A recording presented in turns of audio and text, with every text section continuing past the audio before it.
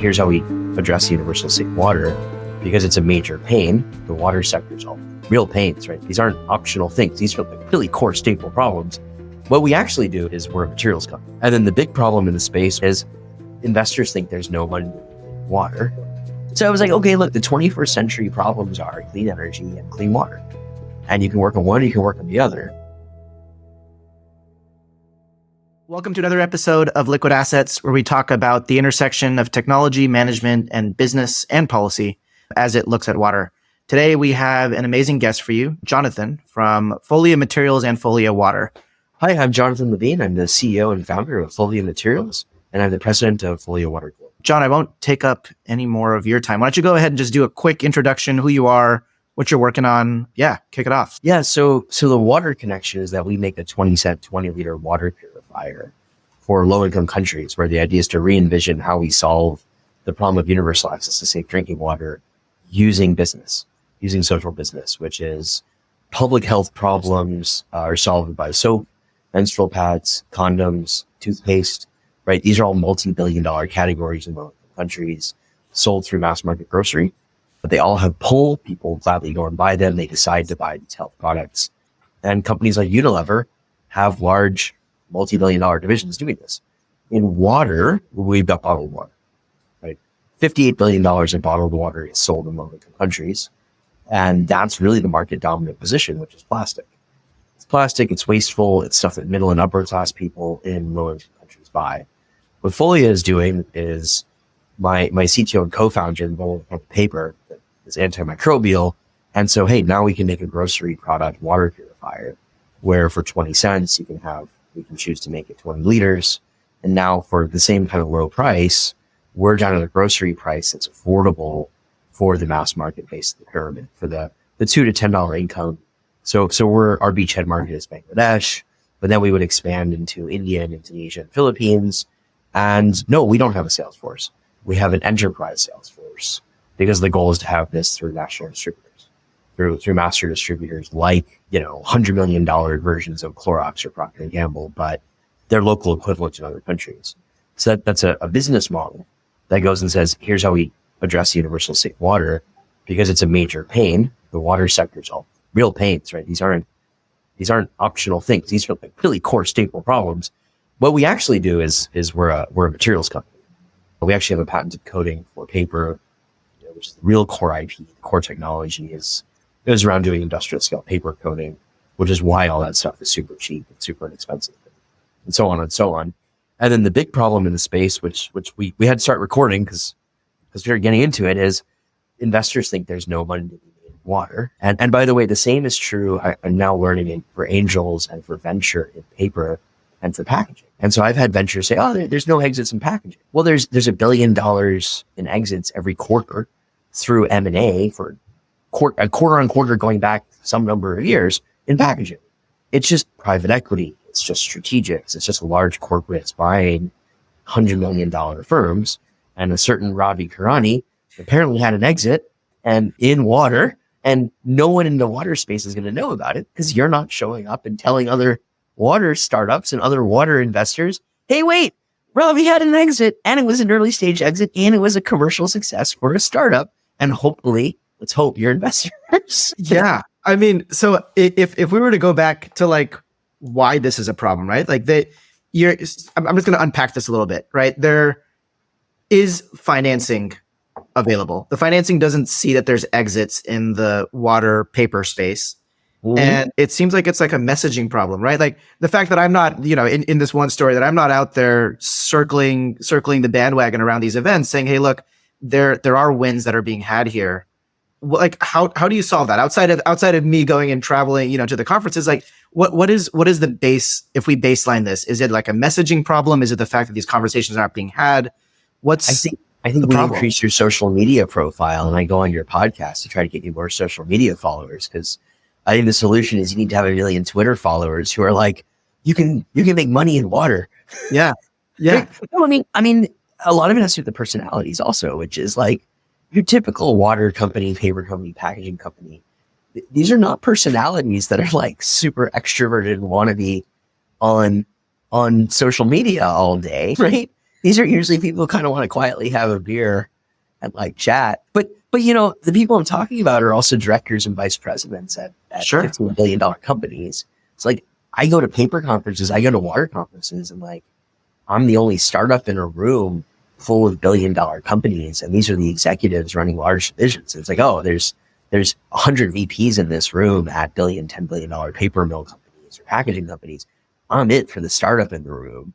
And then like, you do your engagement, you're like, how about I buy this round of beers? And then you hang out. Like, that's it. There's no, you're not on Twitter. You're just like, at a conference hanging out and you get a beer with them and that's about it. Yeah, no, I totally hear you there. And so, I mean, I think we should just take every single water startup entrepreneur and make them take like an improv class or something to get them to get the guys a little bit more social presence. But I think you're right. It is. And it's funny, like in the last few interviews that I've had, this concept of like messaging and storytelling comes up a lot in like everybody that I've interviewed, from policy to people in business. They're just like, from number one, right? The end user doesn't understand that there's a problem with water, right? And that's like a big thing, that there's this big undercurrent of a wave, and some people don't, some people do. So like, how do you go ahead and build that up? Secondarily, like to what you're saying, is the VCs and the financiers don't know that water exits exist, right? So it seems like there's this big disconnect of just storytelling and messaging.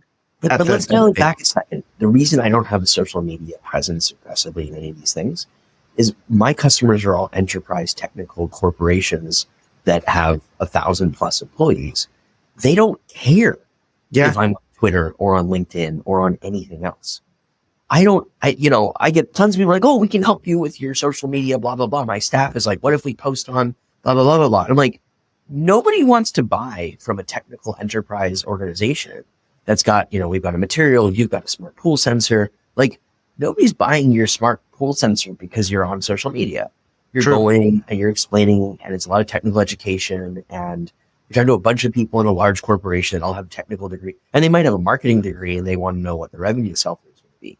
They might say, what's the volume in terms of number of units in year 5, because that justifies for us implementing dollars into it.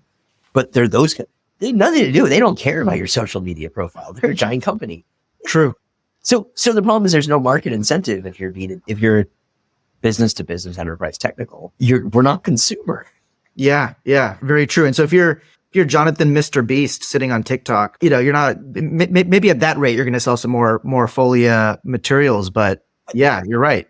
But fundamentally, like the way our business model is, nobody's building an entire sales network of people, a grocery product. Nobody does it in any country. That's just not how it works. You have trade merchandising people. You've got a whole set of language around this is how you support grocery sales through distributors who are going to go to a retail shop, right? And so like you have the person from Pepsi, Frito-Lay, who goes and makes sure all the merchandising is done well because they're present so that the shopkeeper pushes that product. And let's be honest, that's not a Pepsi staff member. That's actually an implementing trade services organization that they hire that does all of those visits to all the stores. And that's what the grocery sector looks like, right? So you get the idea, like it's the sales tools are just different than a D2C, than a direct to consumer. Yeah. That totally makes sense. But that's how the $1 trillion grocery sector works. But yeah, most software is advertising. Who's the biggest advertisers? Procter & Gamble. Like, it's just an advertising channel for actual physical products. Mm-hmm. So who's, anyway. Yeah. So I kind of want to unpack that a little bit, right? You said there's 58 billion in water bottles that are sold in developing countries. Yep. For like the audience, can you kind of simplify, like what is a trade services organization? Like walk us through the journey, how you actually distribute this product in the developing world. Sure. So it basically ends up being the exact same way that you sell groceries in the United States in the 1920s, right? And the way that people are familiar with this is probably Costco for a typical person. So a person listening to this kind of podcast is probably tertiary. They've got a university degree, maybe an MBA or some kind of sciences degree also, right? And so you're probably going into a fairly upscale store like Costco. By the way, Costco is a professional upper class store. And so Costco is where you get handed that sample to try. Yep. And you're like, oh, chicken, blah, blah, blah. I would buy this. That's activation and promotion of the grocery sector, right? That kind of sampling. And so you have that kind of old school sampling, which by the way used to be the door-to-door vacuum cleaner, right? Vacuums are sold in India by Eureka Forbes and they're sold door-to-door. Just like vacuum cleaners are sold in America in 1920, 1940 with an emerging middle class. Same thing. By the way, water appliances in India sold the same way. They're sold door-to-door. There's an appliance sales kind of thing, right? So grocery, we're used to being in Costco. That's how you get that. Now you like the product. Now you're going to get an advertisement on your local television. You're going to see a billboard. You're going to have somebody with some sort of booth that's going to tell you about it. And all of these are totally standard techniques. You might have a door-to-door salesperson. That's often micro enterprise where you'd have the women going and talking to women in the conservative society. And so then they're educating about the product and they're generating demand that way. That's another standard activation sales tactic. But all of this is like, look, if you're a digital media company, you're going like, I got Instagram as one sales channel. I've got this social media site as this sales channel. I also go through content marketing over here is another way to get content marketing as an advertising channel, right? It's just a way that you're creating demand and then you're having people land on your website and then somebody's going to go and usher them through and make sure they buy your product. Almost all the terms that we use in digital marketing, distribution, that's a physical grocery product term. You physically have a truck drive stuff to the store. That's called distribution. Yeah. Right. Marketing segmentation is consumer goods 1920s. Am I selling to somebody wealthy? What's the consumer persona? This is all grocery sector terms. Consumer persona is 1950, 1920. Grocery sector, old school stuff, right? So all these things that we do in Silicon Valley's doing, it's like, same thing. The world's the same. Like how you do things, how you sell stuff. It's the same. It's just, swap out channels, swap out this, swap out that. And so all of those tools are out there. And then you have a massive audience, right? You've got 170 million people in Bangladesh. You've got 200 something million people in the largest state in India, right? So if you can sell to all of them or you can sell to a tenth of them, you've got a giant seller. Yeah. That completely makes sense. And so then if we continue that journey of using these trade services organizations, the 170 million people in Bangladesh, let's like double click into the technology, right? What are people buying? You said when you first introduced yourself, you guys have a pennies to dollar, decrease in the ability of how much the person would pay for the technology. Is this thing look like a Brita filter? Like what's the actual usability of it? And do these folks that are going door to door selling these water technologies, do they just have it in their coat and they're kind of like, hey, let me open up this briefcase like I was going to sell you a Cutco knife or a vacuum cleaner and go ahead and buy this Folia water technology. Can you kind of shine some light on that? Let's see if I cleverly don't have it in my drawer right here. So what we do is we package it. No, it's right here. 1 second. So what we do is we package it like a coffee filter. Okay. Right. Very simple. So this is an antimicrobial coffee filter. And then this is going to go into the place that you already store your water. So think human-centered design, cultural anthropology, which is going to be true for any kind of product. So okay, we're going to take here's some instructions for use. Here's a coffee filter, right? That's going to go into a filter housing. That's going to go, this is sort of the Bangladesh context. But you basically have a good pot, goes on there, you put a bottle of water on there. So this is very much, small, lightweight product. It's very much a matter of solving accessibility and affordability. So right now, the way water purifiers are sold around the world is the same way you would sell a refrigerator. And the problem is, in the United States, low-income people in the United States don't buy refrigerators. You go to a rent-a-center, right? Or the landlord has it, right? And so selling an appliance is a major investment. If you were going to buy a refrigerator tomorrow, you wouldn't. You'd go to Consumer Reports, you'd ask a bunch of people, you'd go, right? So the barrier to deciding to buy a refrigerator, some kind of appliance for hundreds of dollars, that's how water purifiers are sold right now in low-income countries. It's a big challenge. Mm-hmm. What if now instead of that, you're buying it at the price point of a can of Coke? So what we've done is we've said, hey, we're going to do the exact same pricing as a can of Coke or a bag of chips or a SIM card or snacks, right?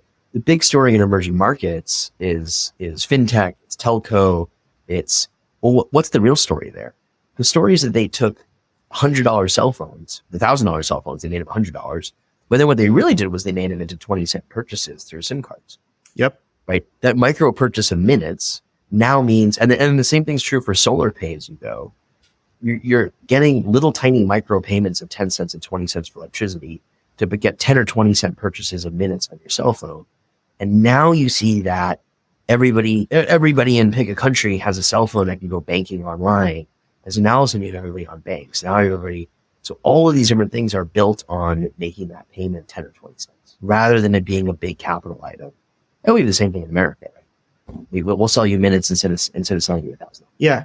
Yeah. Man, that's so cool. I never actually thought of it from this large scale capital side of things. And then actually building the case study around what's happening with telecom, around what's happening with energy. You're right. I remember being in India back in 2012, and we would I think M-Pesa was just coming out back then, and all these little microtransactions, you could literally, I'd have to walk down to the street corner, go to a SIM card guy, show him my phone, and he would basically load up another, 30 minutes or a day's worth of, minutes and data on there. And that makes so much more sense versus in the US, right? I mean, I get it from a capital perspective, but you're spending $1,000 on an iPhone. You're then spending $50, $80 per month on these cell phone plans. And it becomes so much more accessible if you're doing it on a pay-per-use model. Let's go over American water. $300 billion worth of bottled water is sold. I think it's the United States and Europe. I think it's the US. But $300 billion of plastic bottled water is sold. And everybody listening to this, again, probably has an MBA or a technical degree. And so delayed gratification, ability to do certain analytical math and analytical decision makers and so on. And so you go, but you can buy a water filter for $30 or you can get an expensive one for $100 to $200. And the return on that thing is that in 6 months, 12 months it's paid for.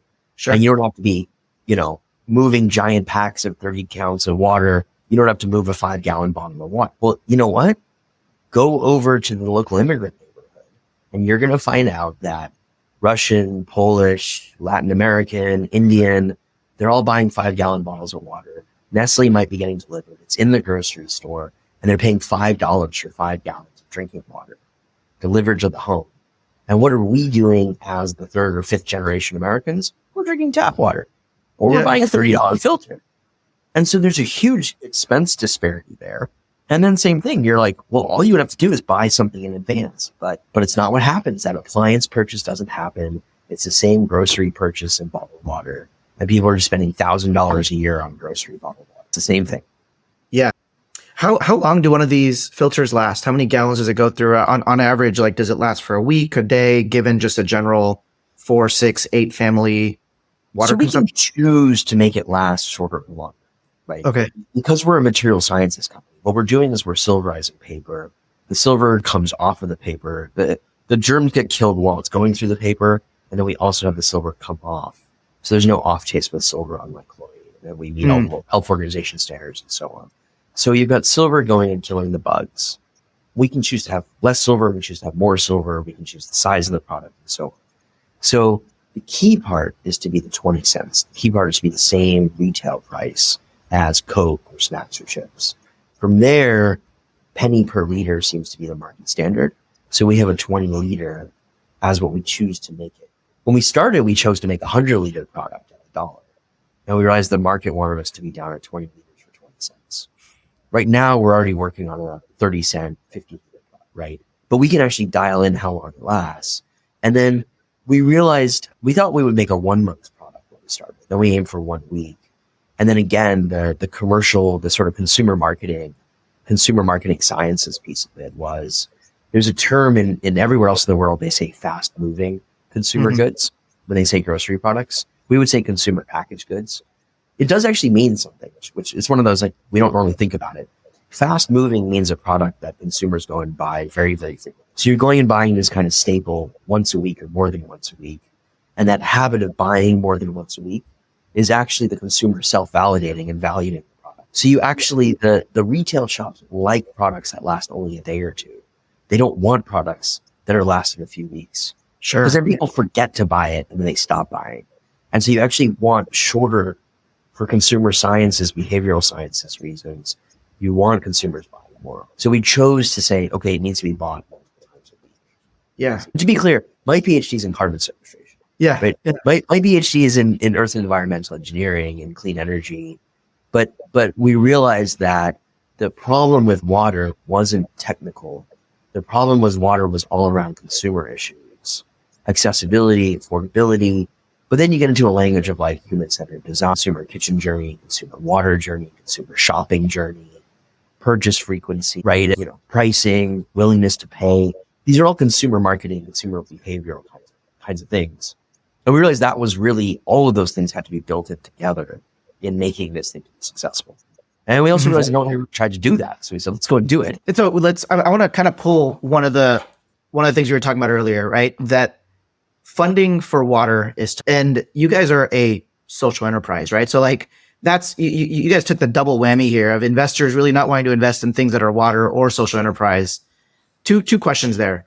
One is what initially drove you to do this? Like you have this background in earth sciences and in climate tech. Why does Jonathan do what he does? Like what drives you to wake up every morning and like solve this affordability issue of drinking water in the developing world? So 20 years ago, I was during undergrad, I walked over to engineering school and they were doing work on the United Millennium Villages projects. This is 2003. And so they were like, hey, we're going to put a bunch of pickup trucks into rural villages in Africa. What should we do with them? Jeff Sachs was my boss's boss. And the idea was if you get $100 a head, remember like the GDP 0.7% stuff. And it was like, all right, if you get $100 a person, 5,000 person village, $500,000, we're going to put a pickup truck in. What do you do with it? And so one of my friends got asked, how do you do electricity? And so he created a microgrid in Ghana in like 2005. And it's like they had to build control. They had to do everything. There were no components, right? They had to build it from the ground up. How do you build a microgrid for electricity? How do you charge people? How do you have a meter? So they asked me, what happens if you do clean water? I was like, all right, well, you got an engine over here. You've got some heat. So I looked at mechanical vapor compression, desalination. Basically, I looked up what's standard and I said, all right, well, this is the kind of thing that already exists. Let's put one of these on the back of the pickup truck. And this is how we can do desalination in rural Africa.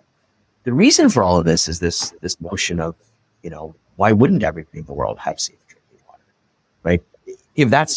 What are 21st century problems is basically what I asked myself in like 2000 and 2001 as I remembered that. I was like, look, it's going to be global warming, climate change. I did something crazy back in undergrad. I just read the IPCC report because like it was 2001, 2002, the latest edition came out. And I was like, I'm an undergrad. Why don't I just read it? Like that's what my job is. I was just to study stuff, right? So I just read the IPCC report and I was like, they got like 100 pages of citations. This is they have an answer. We have a real problem. Ignore the newspaper. It's obvious in 2001, 2002. Like the earth sciences people know this is a problem. I'm not an earth scientist. I'm an earth engineer because I realized that the problem wasn't what's the problem. Then I read what's the solution. And at the time, wind was crazy expensive. Solar was crazy expensive. And I said, all right, what do these come down to? This comes down to energy and this comes down to water. And now you have the energy water nexus. But back in 2002, I don't know. I still thought it was pretty obvious. If you read the IPCC report, it's like everything's about electricity and emissions or it's about water. So, yes.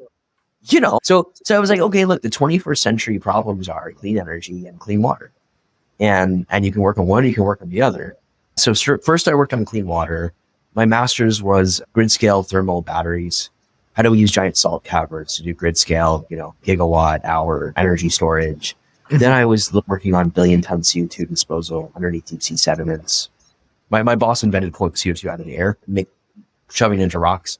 And so we're like, all right, the deep sea, you can go to the bottom of it, but it's in the ocean. All right, what if we go underneath the ocean? So that was my PhD work. My wife and co-founder invented a paper for her PhD. So I was the president of Students for Socially Responsible Investing in 2001. And we kind of figured, if you're going to invent something that's, a tenth of the price of what's out there, like the capitalists should go and do something, right? Well, it turns out that's not really true. Everybody's like, oh, there's a market for it out there. Well, no, I think Steve Jobs is kind of a famous person for being like, no, the consumer doesn't know what an iPhone is. You have to tell them what an iPhone is. It's not how it works. Yeah. So how do you go and create a new market that's no one sells a 20-cent water purifier? So my wife invented this paper that makes clean drinking water. And of course, no one knew what to do with it. It wasn't being sold already. So of course, everybody sells an appliance. Paper is not useful inside of an appliance. You've already got an expensive appliance. Now we know the words. The bill of materials for the consumable paper is like a few % of the total bill of materials on an appliance. So the fact that you made a cheaper filter, a cheaper membrane in there, who cares? Most of it was the big plastic stuff, the buttons, all the other stuff that made an appliance go. It wasn't the functional piece in the back, right? That's the little filter cartridge. That was the cheap part. So he said, all right, that's not the answer. The answer is you got to have all of the pieces fit into the grocery, and we asked a very simple question. Who buys grocery products that have paper in them right now? Well, everyone. Because if I go to the store, like a box of soap is in paper. If I go to the dishwasher soap's in paper, like all this stuff. And that's true in America, but it's also true, like picture like the worst civil war in the middle of Africa. They still have grocery products, right? Yeah. Like somebody's still buying grocery products with paper. And we're like, all right, we're adding a penny of silver to the paper. Well, then people in grocery stores everywhere should be able to afford that. Well, who gets products into grocery stores everywhere? Unilever and Procter & Gamble. And then we're like, all right, how do we go talk to them? So when I met you, we were in San Francisco or Oakland. We moved to Cincinnati in early 2018 for 3 months to meet Procter & Gamble people. Okay. They had took a swing at it 25 years ago, before lean methodology, before a lot of other things. So they took a swing 25 years ago. They're now out of that. They basically said, all right, we did this a while ago. We're not going to try it again because we tried and we moved on. So, all right, but hey, we have the people from that team as advisors and they can tell us everything that happened. Sure. Which no one else in the world knows because it's sort of, so I can't share it because, I'm under NDAs, but right. But we moved there. We moved to Cincinnati. And we got $500,000 from Unilever for our initial consumer pilots. They have some internal stuff. Now it becomes M&A kind of stuff. But sure. But now we're on sale in 2,500 grocery stores in Bangladesh. We created a subsidiary. So the parent makes the paper. The subsidiary is the water filter company. On the investor side, materials people know materials manufacturing. And emerging market people know emerging market sales. They're different people. So we separated the two companies and now it all works. Got it. Super, super cool. That's really inspiring, Jonathan. So you guys are in 2,500 stores in Bangladesh is that through Unilever, through this other company called Folia Water? Or what is the mechanics of that? So Folia Water Global had gotten the initial work in 2019, 2020 funded by Unilever and the UK government. The Dutch Foreign Ministry has an Aqua for All. They funded our 2021 and some of the work through present. Folia Water Global has just closed basically a $500,000 round for expansion out to 10,000 stores. So Unilever had some changeover at the top. UK government had a 70% cut in their foreign aid. So apparently we're Brexit victims. Okay. So we were supposed to get like $1 million follow-up and then that program disappeared. Fell through, yeah. Because of Brexit, essentially, in part. So we've just closed a $500,000 round through impact investors, right? Who are emerging market. The common theme is very serious technologists, people who were doing computers in the 1980s. One of our board members created was one of the 20 people who created URLs. He worked on the intranets, several intranets before the internet. Before the internet, yeah. Yeah. So our board member, Mitra, AOL got online through his computer systems, and then Russia got online through his desktop at one point. So technologists from who moved to Silicon Valley in the 80s and 90s each of them had 10 different companies, were there at that sort of deep technology level, have seen what real technology, not operating companies, but technology companies that have to move into operating companies. And that's sort of who we're seeing is funding this deeper, how do you do a new technology into a new use case? So Brewster Kahle, who's the creator of the Internet Archive, is one of our other major financiers. Wow, that's awesome. You have such an impressive group of advisors, mentors, and investors, man. That's really cool. And they're all people who you're like, you want to get a beer? You want to get a coffee? Like, I'll talk to you all day long. They're fascinating. They're much more fascinating people than I am. What's one of the craziest stories that you've heard over beers with any of these guys on like the beginnings of the internet or whatever that might be? Can you share one of those? So Mitra's neighbor was like Greenpeace in 1981 when he's like fresh out of college, and so he goes and creates the global green net for them.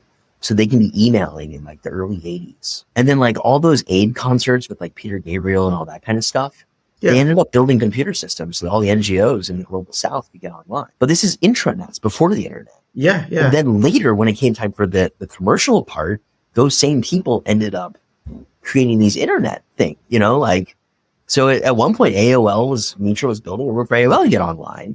Mitra in 2000 realizes that the dot-com stuff, that this is already mature. And so he moves over into clean tech in like 2000 to do solar in Australia. And so, it's just what a technologist, what these people saw. And you see a set of people who were there in the 80s and 90s for the internet move over to clean tech in 2000, move over to emerging market stuff, because that's where these new challenges are. And then the pattern matching because most of Silicon Valley these days are operating companies. They didn't invent AI. They didn't invent machine language. Those are just best practices tools to implement execution software. They didn't actually build new technology. Sure. Right? And so you see a very different mindset of what are all the pieces? You need a system of sellers. You're going to have different kinds of components. You're going to have different people in the value chain. So That's such a profound analogy, right? Like I was actually talking to another one of the guests earlier, two kind of competing threads here, right? One is that water follows what is happening in energy, and then energy kind of follows what's happening in telecom. And your second thread that you just made, right, is these folks that first built the internet were building infrastructure. They're building pipes, right, for basic or pipe series. It could be digital pipes, electronic pipes, communication pipes.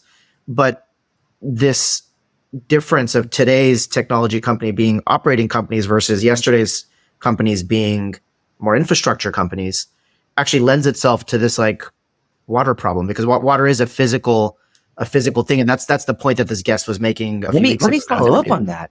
Mitra was the head of the decentralized internet at the Internet Archive. Wow. Okay. The internet was originally about decentralizing information and taking the centralized infrastructure. Internet was all about how do we get it so that anyone can get information. Anybody in the most fascist country can get educated. And, a little girl in Afghanistan should be able to get educated because the internet gets there. She can figure it out, right? Sure. Water and public health water is normally the big financing problem with water is usually it's billion, 10 billion, $100 billion infrastructure deals where you're putting in giant pipe networks across a giant city. And so one person I heard said like, look, most venture and PE can't play in water. You need to be a pension system writing $100 billion check because that's the kind of mega deals these are. What we're doing is saying, don't solve water through a centralized health system. It's in parallel to it, right? But you have the World Bank, IMF, people like this, large organizations putting in an entire pipe network in Jakarta, in Mumbai, in wherever it might be, right? Well, you're always going to have problems at the edge of that network. It's the nature of a fast-growing megacity. And this is the Asian century. Two, this is the mega city developing country century, right? And so you're always going to have these problems. Rural is never going to have pipes. You can't do pipes in the middle of a low density rural area. It's not possible. Sure. So what do? You need to decentralize how you get clean water, which means you need to have point of use water filtration. How do we have a system of decentralized public health products? Let's call it a consumer good product. That's called, now you need a distribution system. How do I get to a little village of 500 people that's kind of far from anything? And by the way, that can be in the middle of the United States. That can be in the middle of Australia. That can be in the middle of, nowhere in Bangladesh is not close to everything in Bangladesh is close to something. But you could be in Kenya and maybe you've got a 500 person village that's kind of far from any. Who's showing up with a truck there once every week or more than once every single week? Grocery. How do you solve the problem of condoms, soap?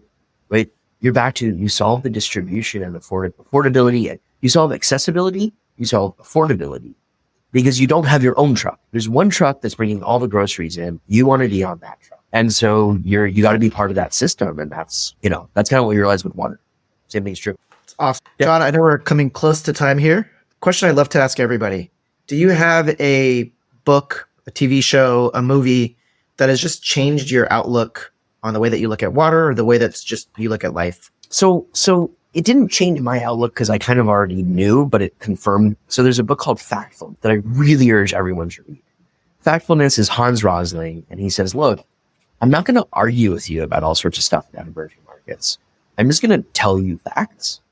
And we don't argue about facts, right? And it's education is everywhere going up, right? Maternal health is everywhere going up. Girl-boy disparity issues are everywhere going away. They're getting equalized.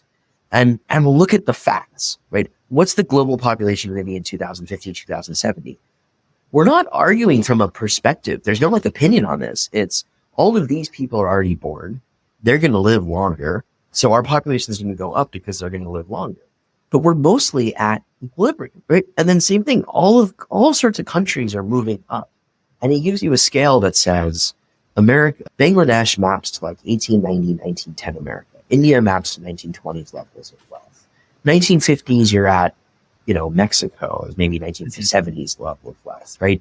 But now you actually have a way to say, what does it look like to sell a product? What does it look like to live in this country? And the answer is everywhere around the world, you have the same number of, if I take your wealth, I can tell you how many rooms you had, what kind of toothbrush, what kind of transportation did you have, what kind of groceries did you buy, what kind of electricity did you have, what kind of television did you have. And it's true if you live in Baltimore, it's true if you live in Poland, it's true if you live in Buenos Aires. There's some number of rich people, some number of people making this income that are middle class, and all of those wealth things and all of those things are the material lived reality is the same everywhere in the world.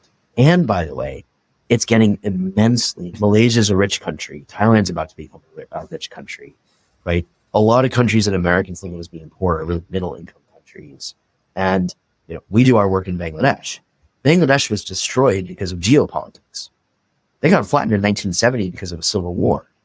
They've been rapidly increasing. They're doubling wealth every 10 years. Well, wait a minute. That means that they're actually going to be a middle income country inside of like 10 years. They're a top 30 economy. Bangladesh is a top 30 economy. I think India is a top 10 economy or a top 5 economy now. I think it was like top 5 or top 7, something like that. So everybody, the typical America focuses on Silicon Valley consumer facing companies because that's what we're familiar with. That's what we're presenting. Sure. The big economic story and the big economic development story since 1980 is China. China had caloric deficiency and food rationing when I was born in 1982. Now half of China is a wealthy country, right? That's incredible, both from the number of dollars that were made, but also from an impact perspective. Those are all people that might have had not enough food on the table in 1981. Now they've got the problems of rich people. Like, great, okay, that's a great improvement in the world. Because why shouldn't Chinese people have the same level of wealth and everything else? India is going through the same thing right now, right? So if you showed up in China in 1990, that was a pretty interesting 20 years there, right? Well, I think a lot of Americans are missing that the same thing is true around the world. And, America's no longer it. That's not what the 21st century is going to be a story about. It's, our advantage in America is that we have people from everywhere. So like whoever the richest person is in pick a country, we got some of your people here in America too, because we're really diverse. We've got immigrants from your country and we probably have a pretty good number of them. They're really smart and they live down the block from us now. That's an advantage we have as America. But I would say factfulness. I would say that's the one book I would say is really worth reading. I got 3 copies on the shelf right there, so I can give them out to people. Awesome. Factfulness. Yeah, I'll definitely I'll throw it on the blog post when we publish your episode.